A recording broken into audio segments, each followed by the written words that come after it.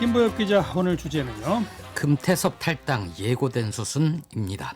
금태섭 전 민주당 의원이 오늘 새벽 페이스북에 민주당을 떠나며라는 글을 올리고 탈당을 했습니다. 금 전 의원이 밝힌 탈당 이유는 우선 공직자범죄수사처 표결에 대한 징계 그리고 자신의 재심 청구 뭉개기에 대한 실망인데요. 그렇지만 민주당 전반에 대한 실망도 컸던 것 같습니다. 민주당으로서는 매우 아픈 대목일 것 같은데요. 하지만 이 파장이 어떻게 될 것 같냐. 금 전 의원이 상징성은 있으나 세력으로서의 의미는 별로 없잖아요. 민주당이나 정치권에 큰 파장까지 일지는 않을 것 같습니다. 네. 공직자범죄수사처 표결할 때 기권했었죠? 맞습니다. 그것 때문에 징계를 받았었고. 예. 뭐라고 글을 썼어요? 페이스북에? 공수처 당론 따르지 않았다는 이유로 징계 처분을 받고 재심을 청구한 지 5개월 지났다. 당 지도부가 바뀐 지도 2달이 지났다. 그런데도 재심 청구했군요. 그렇습니다. 그 경고 처분이라서 사실 아주 중징계라고 할 수는 없지만 예. 본인으로서는 수용할 수 없었던 거죠. 그런데도 당이 책임을 회피하고 있다. 가장 욕을 덜 먹고 손해가 적을까 계산하는 거 아닌가 의심스럽다. 이런 상황이라면 차라리 내가 떠나는 게 맞다. 이렇게 썼습니다. 네. 그러면서 그 자신에 대한 징계가 부당하다고 생각을 해서 재심을 청구했는데 아무런 답도 없는 거 너무한 거 아니냐. 이거는 마치 일은 주지 않고 복도에 책상 하나 덜렁 내놓는 것 그런 것과 마찬가지의 징계 같은 거죠. 예. 근데 애초 징계부터가 좀 과도했다는 비판이 있지 않았습니까? 검사 출신으로서 검찰개혁에 대한 이견이 있을 수 있고 공수처는 잘못하면 또 다른 괴물이 될 수도 있다. 이게 이제 금 전 의원의 생각이었는데 예. 반대 토론을 꾸준히 했었고 표결 때는 국민의힘과는 달리 반대가 아니라 기권을 했잖아요. 예. 그렇다면 그 자체로 의원의 소신은 좀 존중해 주는 게 필요했을 것 같습니다. 그게 다수 혹은 승자의 아량이라고 볼 수 있을 텐데요. 품지 못하고 징계 상태로 어정쩡하게 몇 달 흘러가니 정 의원으로서는 금 전 의원으로서는 몹시 자존심이 상했을 것 같습니다. 네.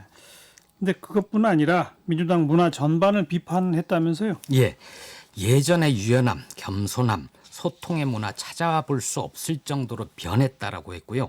김대중 노무현이 이끌던 민주당에서는 상상하기 힘든 모습이다. 이런 얘기도 했습니다.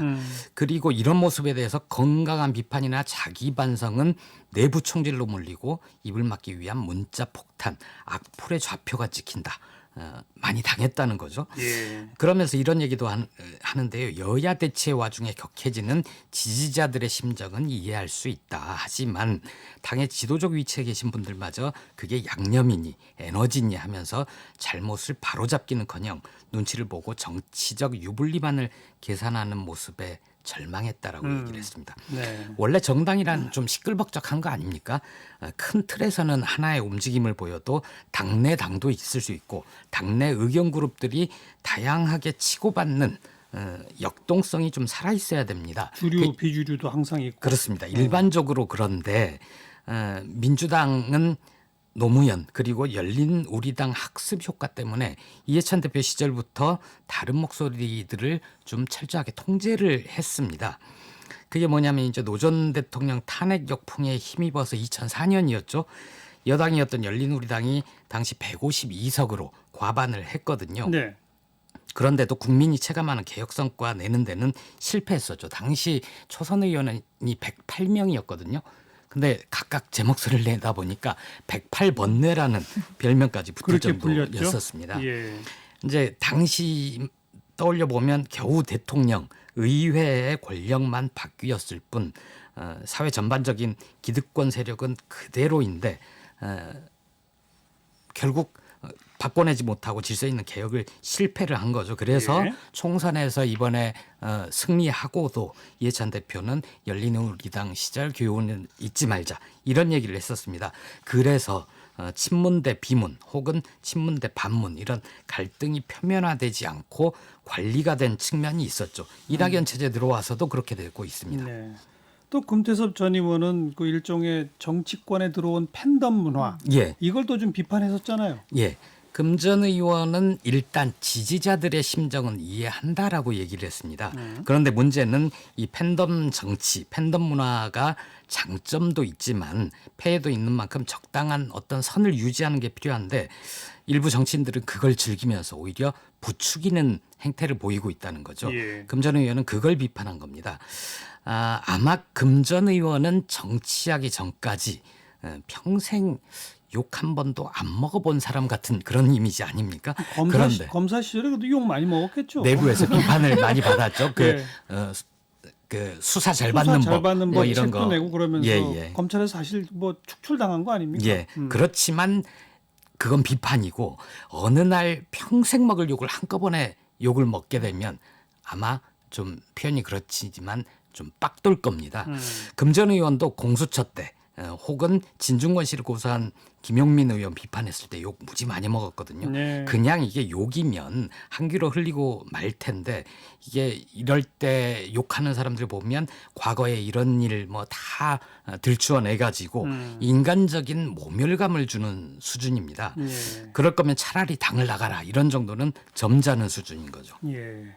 뭐 맨 처음 시작하면서 정치권에 큰 파장은 없을 것 같다라고 표현을 했습니다만 예. 그래도 뭐 지금 후속 기사들은 쭉 나오긴 나오네요. 예. 탈당을 하는 거지 정치를 그만둔다 이런 얘기는 아니거든요. 그렇다고 해서 금전 의원이 이 당을 나와서 저 당으로 이렇게 금방 움직일 것 같지는 않습니다.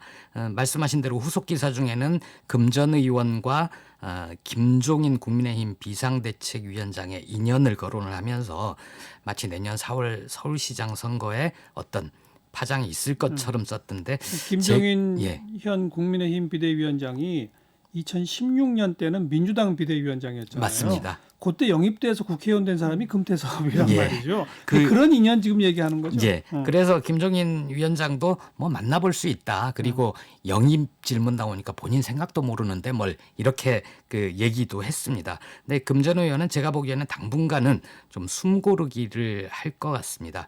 지난 총선 때 강선우 의원에게 경선에서 패했잖아요. 내부 경선에서 패했죠. 예. 보통 그 변호사 출신 의원들 낙선하면 바로 사무실 열고 사건 수임받아서 영업에 나서고 그러는데 금전 의원은 그렇게 하지는 않았습니다. 제가 내막을 좀 듣긴 했으나 자세히 얘기하기는 그렇고요. 직업윤리다. 이렇게만 얘기할 수 있을 것 같습니다. 네, 예. 금전 의원 염치를 아는 사람이거든요. 그런데 이제 좀 아쉬운 대목은 일부 민주당 의원조차도 금전 의원을 정치적 이익을 쫓는 철새 뭐 이런 비판을 하던데 좀 과한 것 같습니다.